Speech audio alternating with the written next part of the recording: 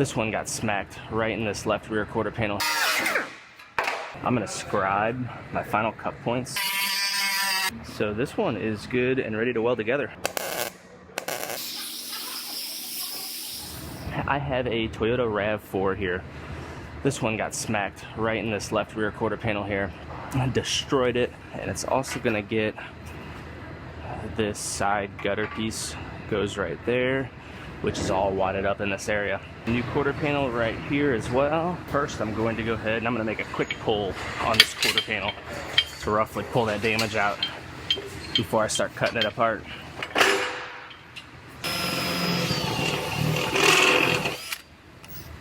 Since this panel is getting replaced, I just went ahead and drilled a hole in the middle of it. I'm gonna put this plate back here, use this to pull off of.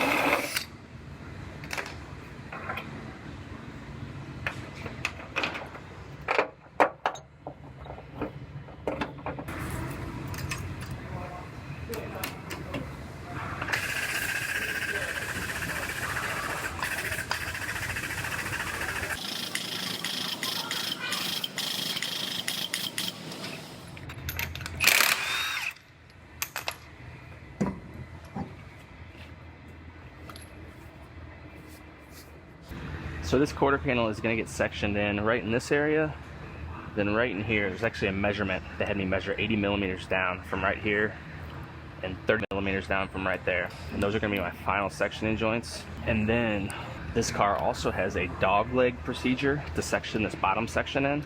So I'm going to use this cut joint as my bottom joint.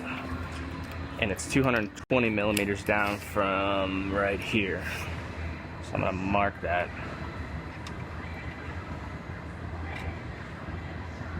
Cut these a little short to start with, and then I'll trim back to my final cutting points. So I'm going to go ahead and get this panel cut off and get this back piece cut off.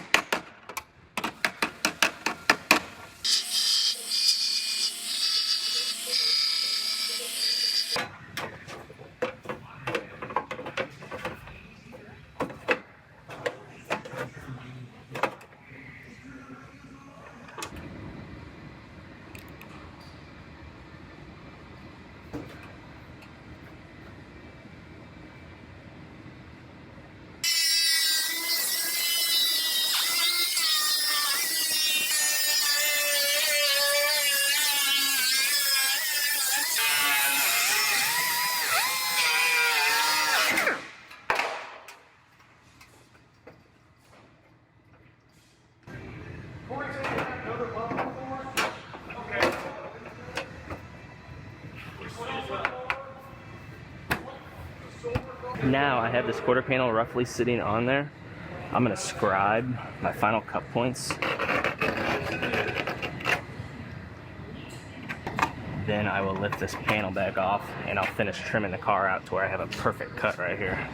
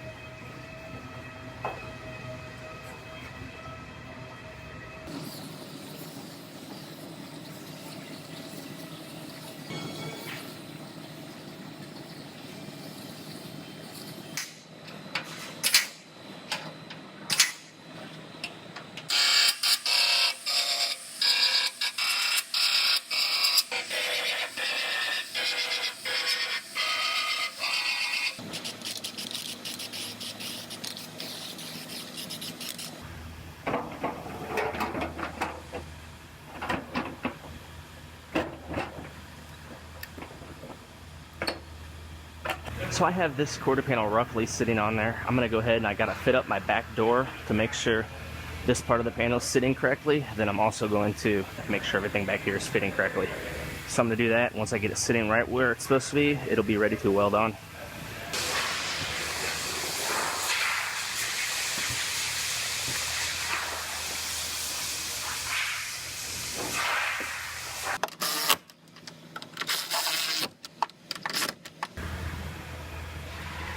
Now that gap looks perfect, exactly what we want. So now I'm going to check the back.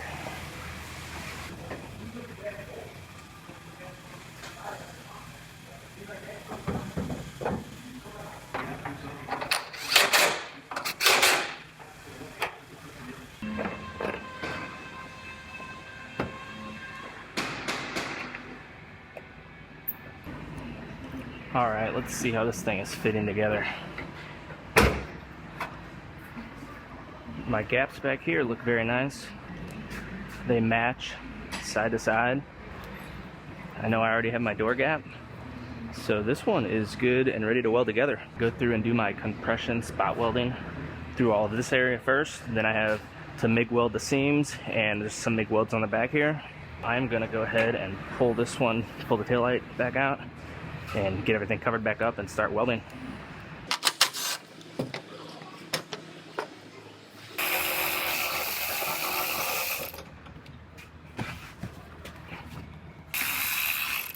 Always want to disconnect the battery before you start welding.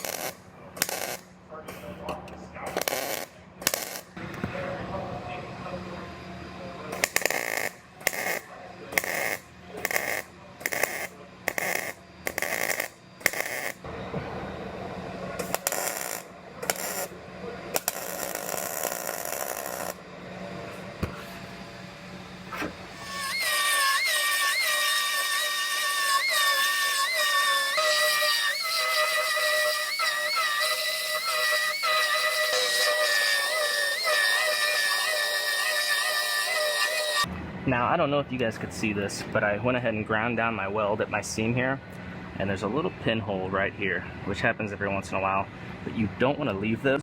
Reason being is if you fill over that, if moisture ever gets to the backside, it's especially important on like rocker panels and stuff like that, but it's important anywhere. If moisture gets to the backside, it will come through that pinhole and it will cause that body filler to start popping right here.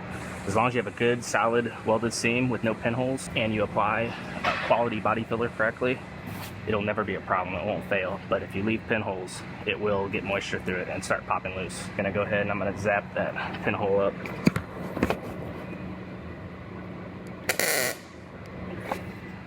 Just like that.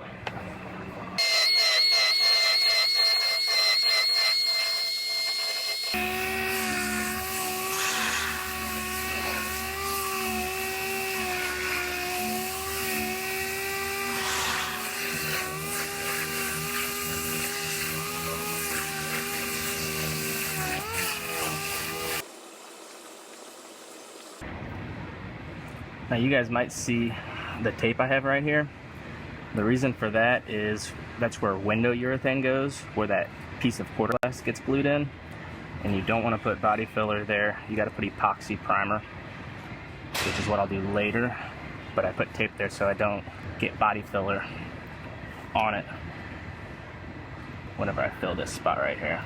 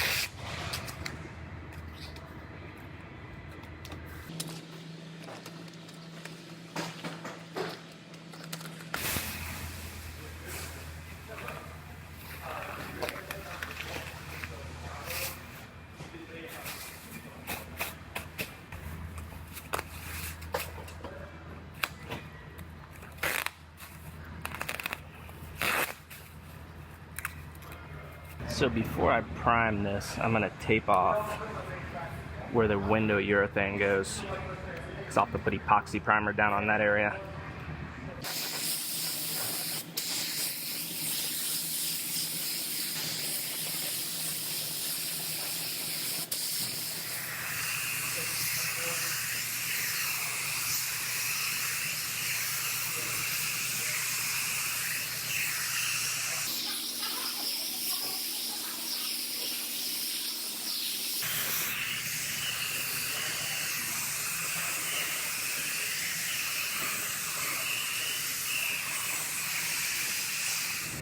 So this is the lift gate for that Toyota RAV4 that I just primed up, and it gets seam sealer all the way around where the outer skin of this panel folds around the shell. It has to be sealed up, so I'm going to scuff it up, then tape it off and lay out a nice bead of seam sealer all the way around.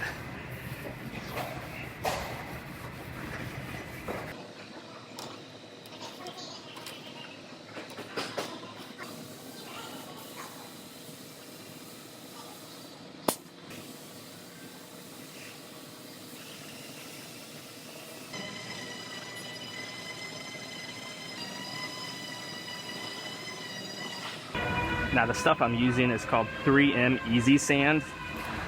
It's actually made as a plastic bumper cover repair or any type of plastic repair, but they also promote it for seam sealer, and it's self-leveling. So all the brush strokes actually smooth out and it levels out on its own. You just have to make sure you pull the tape before it dries, otherwise it will mess up your seam sealer. It'll pull it all loose.